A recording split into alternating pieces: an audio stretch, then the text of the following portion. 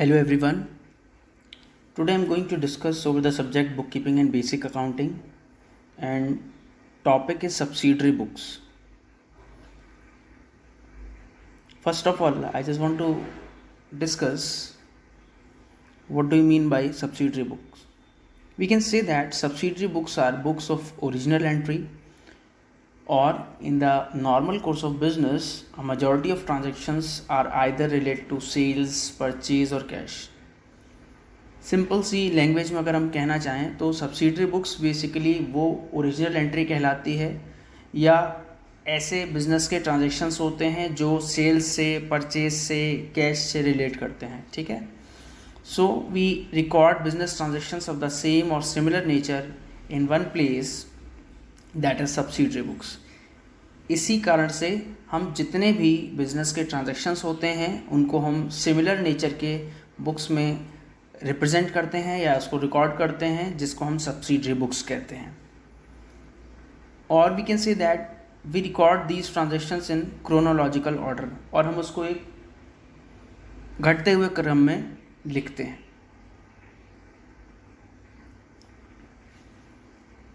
बात कर लेते हैं आगे कि बेसिकली इसका बेनिफिट क्या है. तो we can say that this actually saves a lot of man hours and clerical work. Basically क्या होता है, ये कोई भी अगर मानव किसी पर्टिकुलर चीज़ को रिकॉर्ड करता है तो उसमें बहुत ज़्यादा घंटों का समय लगता है और क्लरिकल वर्क बहुत हो जाता है. तो सब्सिडरी बुक की मदद से बेसिकली एक तो समय बचता है, प्लस आपका जो क्लरिकल वर्क है वो भी बचता है थोड़ा सा. और we can say that instead of generalising each entry they are recorded into various subsidiary books, right? And these books are called sub journals. मैंने यहाँ पर कुछ एग्जाम्पल भी दिए हुए हैं सब्सिडरी बुक्स के, जिनको हम सब जनरल बुक्स भी कहते हैं, राइट? जिसमें कुछ बुक्स आ जाती हैं जैसे कैश बुक है, परचेज बुक है, सेल्स बुक है, परचेज रिटर्न बुक है, सेल्स रिटर्न बुक है, बिल्स रिसीवेबल्स बुक है, बिल्स पेबल बुक है. बात कर लेते हैं कि करके सारी बुक्स की. कैश बुक्स जो होती है, बेसिकली कैश बुक में आप क्या करते हो, जो कैश आपका इनफ्लो हो रहा है यानी कि जो आ रहा है या फिर जाएगा कैश, आप उसका ट्रांजैक्शंस आप कैश बुक में मेंशन करोगे. जो भी चीज़ अगर आप परचेज़ कर रहे हो, ठीक है, तो वो चीज़ आप परचेज बुक में लिख रहे हो. जो भी चीज़ आप सेल कर रहे हो, किस रेट पे कर रहे हो, किस डे में कर रहे हो, तो वो सारी चीज़ें आपकी सेल्स बुक में आएंगी. बात करते हैं अगर परचेज रिटर्न कर रहे हो तो आप परचेज रिटर्न बुक में लिखोगे. सेल्स रिटर्न अगर आ रही है आपके पास तो सेल्स रिटर्न बुक वाली आप सब्सिडरी बुक में लिखोगे. बात करते हैं अगर बिल्स रिसीवेबल्स आ रहे हैं आपके पास तो बेसिकली आप क्या करते हो, बिल्स रिसीवेबल्स बुक में मेंशन करते हो. या अगर आप कोई बिल पेमेंट कर रहे हो तो आप बिल पेबल बुक में मेंशन करते हो, राइट? आगे बढ़ते हुए हैं और कुछ चीज़ों को और थोड़ा समझ लेते हैं. कहते हैं there is no separate entry for these transactions in general laser.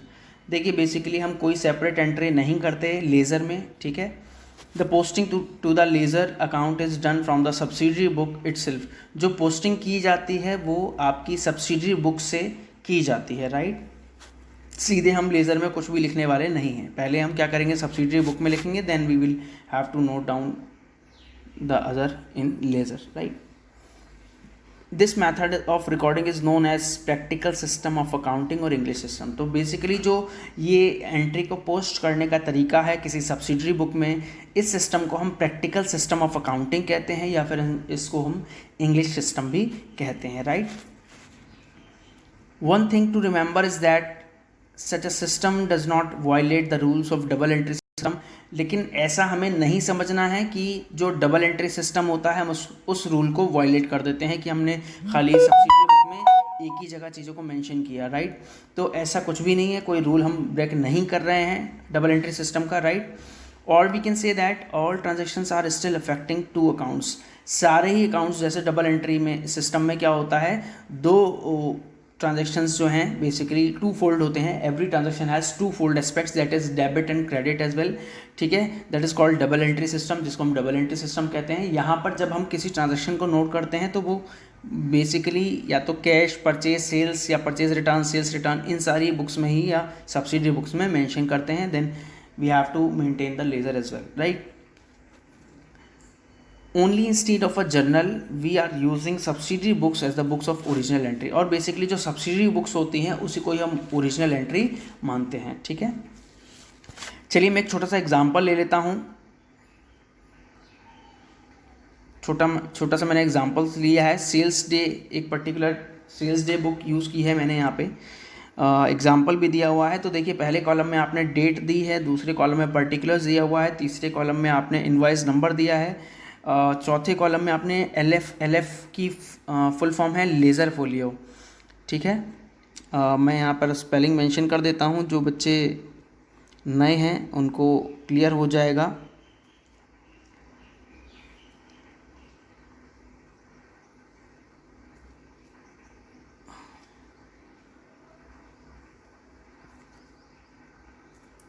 Laser folio, इसकी फुल फॉर्म है लेज़र फोलियो। ठीक है, बात कर लेते हैं नेक्स्ट कॉलम की। उसमें डिटेल आप लिख रहे हो रुपीज़ में, और नेक्स्ट पॉइंट है आपका अमाउंट, राइट। तो बात करते हैं, जैसे इन्होंने 2012 सबसे पहले ईयर दिया हुआ है, फिर जनवरी 6 का ट्रांजैक्शन दिखाया है सेल्स में, सेल्स डे बुक में। ठीक है, यानी कि आपने मधुर को सेल किया है। क्या किया है, एक तो 100 फिलिप्स के लैम्प्स आपने सेल करे हैं जिसकी पर यूनिट कॉस्ट 50 रुपीज़ थी, तो आपने उसको मल्टीप्लाई करके आगे डिटेल्स इन रुपीज़ में लिखा है 5000। ठीक है, वैसे ही सिस्का लैम्प इन्होंने 200 दिए हैं, उसकी पर की क्वांटिटी यानी कि एक की क्वांटिटी का प्राइस 45 था, तो उसको मल्टीप्लाई करके 9000 में आपने डिटेल्स के कॉलम में लिखा हुआ है।